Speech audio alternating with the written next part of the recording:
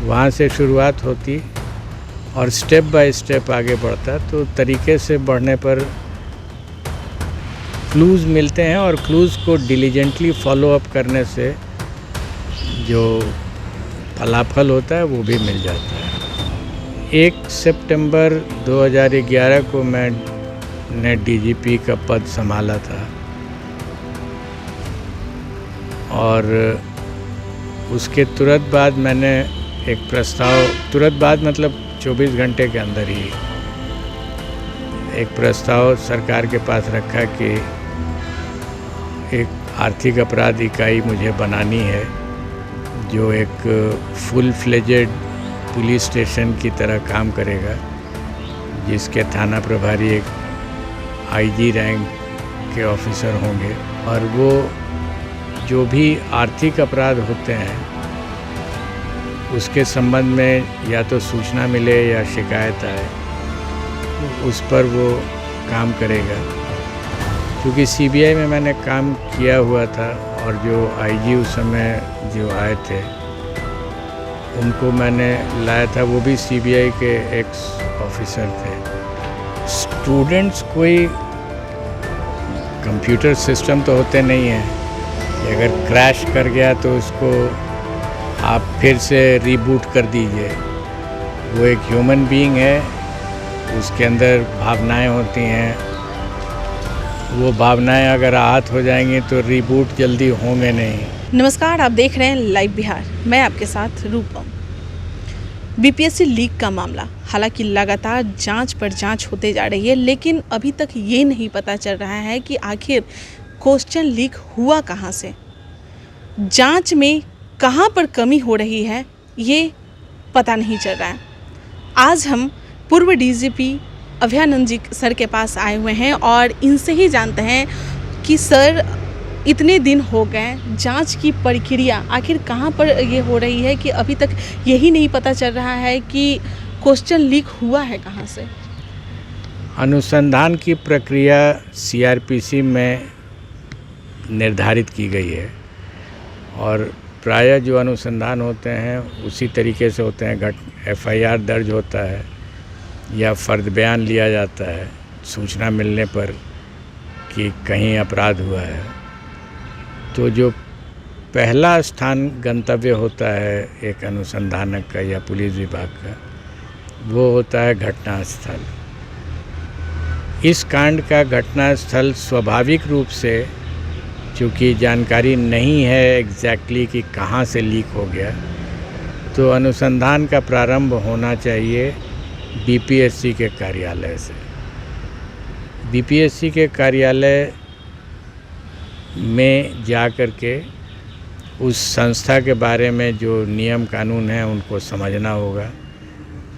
फिर ये जो घटना हुई है, जितनी जानकारी इस घटना के बारे में है उसके डिटेल लेने होंगे। फिर मिलाना होगा कि कहाँ पर डाइवर्जेंस हुआ है बिटवीन कानून, जो नियम कानून है, और जो घटना हुई है उसमें डाइवर्जेंस किस किस पॉइंट पर हुआ है, और वहाँ से फिर अनुसंधान के क्लूज़ मिलना शुरू होंगे। सर, आईएएस रंजीत सिंह का नाम आ रहा था क्वेश्चन लीक मामले में और फिर बहुत लेट से जाकर उनसे कुछ पूछताछ की, इस तरह की कोई प्रक्रिया नहीं थी। अनुसंधान के विषय में जो विशेष जानकारी है वो मुझे नहीं है। सोशल मीडिया पढ़ करके मैं व्यक्तियों के संबंध में या उनके इन्वॉल्वमेंट के संबंध में ज़्यादा टिप्पणी नहीं कर सकता हूँ, वो उचित नहीं होगा। सर, आप उस समय डीजीपी रहते और आपके हाथों में ये पूरा दिया जाता निगरानी करने के लिए, तो आप किस तरह से उसकी जांच करते? मैंने आपको बताया ना कि जो पुलिस का काम होता है अनुसंधान करने का घटनास्थल से, वहाँ से शुरुआत होती और स्टेप बाय स्टेप आगे बढ़ता, तो तरीके से बढ़ने पर क्लूज़ मिलते हैं और क्लूज़ को डिलीजेंटली फॉलो अप करने से जो फलाफल होता है वो भी मिल जाता है। सर, मुझे बात करनी है आर्थिक अपराध इकाई, जिसको आपने ही क्रिएट किया है। और अभी सब लोगों का कहना है कि इससे उतना काम नहीं हो पा रहा है, सीबीआई जांच हो, सीबीआई जांच हो। पहले तो आर्थिक अपराध इकाई, उसके बारे में आप हमें बताइए, शुरू से जब आपने उन्हें किया था। 1 सितंबर 2011 को मैंने डीजीपी का पद संभाला था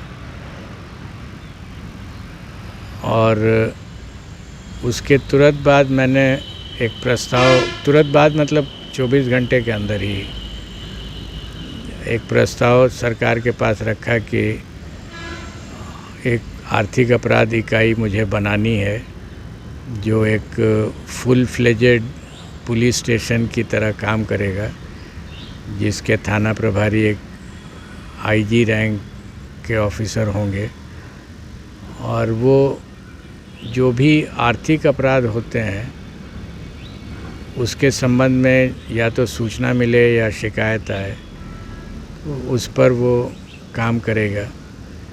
क्योंकि सीबीआई में मैंने काम किया हुआ था और जो आईजी उस समय जो आए थे उनको मैंने लाया था, वो भी सीबीआई के एक्स ऑफिसर थे। उन लोगों ने मिलकर के जो खड़ा किया वो काफ़ी सक्सेसफुल एक्सपेरिमेंट था। अंतराल में क्या हुआ बहुत जानकारी नहीं। यानी कि अभी उस तरह के कोई भी वहाँ पर नहीं है, शायद इस कारण से अब किसी को भरोसा नहीं रहा। मैं अंतराल में क्या हुआ, कैसे चला, क्या हुआ, केवल एक ऑफिसर से होता नहीं है ना। वहाँ जो ऑफिसर्स रहते हैं उनका भी तबादला हो जाता है, जो सब आईओज़ होते हैं या ऑफिसर्स होते हैं, या उसकी अपनी कार्य प्रणाली होती है, समय समय पर बदलते रहती है। वो तो मैंने बार बार आपको बता दिया है कि घटना स्थल से स्टार्ट होता है, हर अनुसंधान घटना स्थल से स्टार्ट होता है। कि किस तरह से जो बीपीएससी क्वेश्चन लीक का जो मामला है घटना स्थल से ही शुरुआत होती है, लेकिन कहीं ना कहीं शायद इस तरह की चूक हो रही है, इसलिए घटना स्थल से शायद नहीं जांच की जा रही होगी। इतने दिन हो गए, अभी तक कोई भी कार्रवाई पुख्ता नहीं आई है, लेकिन स्टूडेंट का हाल जो है वो आप देख ही रहे हैं। मैं एक सवाल और करना चाहूँगी सर, स्टूडेंट का जो हालत है, इतने दिन तैयारी करते हैं और ये जो बीपीएससी का जो एग्ज़ाम था इसे डिले किया गया, बार बार इस एग्ज़ाम को कई बार डिले किया गया, 3 बार में इसका ये नंबर आया, तो अब क्वेश्चन लीक होने के बाद बहुत ज़्यादा प्रभावित वो लोग हो रहे हैं। क्या कहेंगे आप स्टूडेंट को?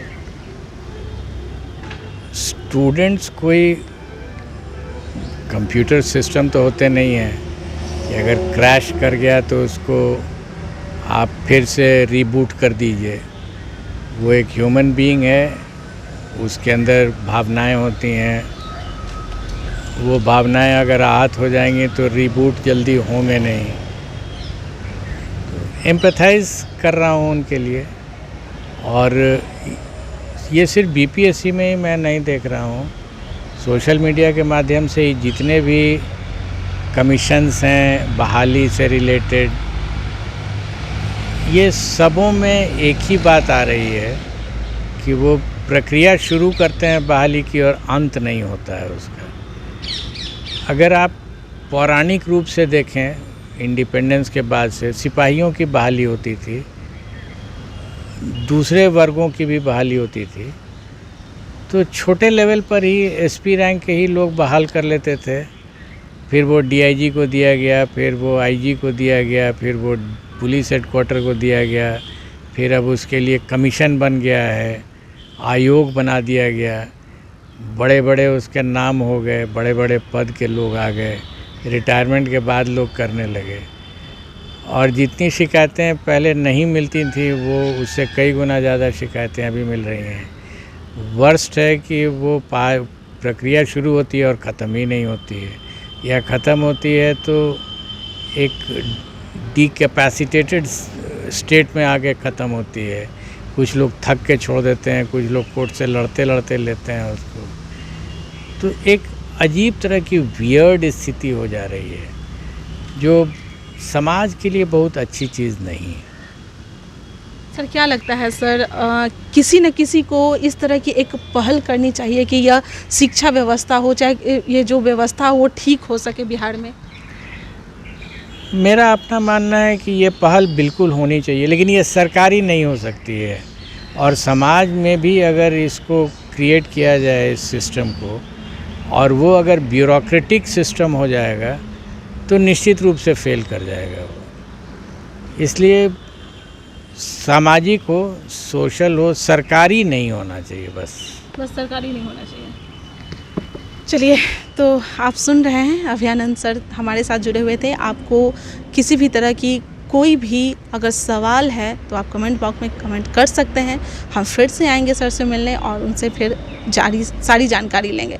फिलहाल के लिए बने रहें लाइव बिहार के साथ। धन्यवाद। लाइव बिहार यूट्यूब पर सब्सक्राइब और फेसबुक पर लाइक ज़रूर करें।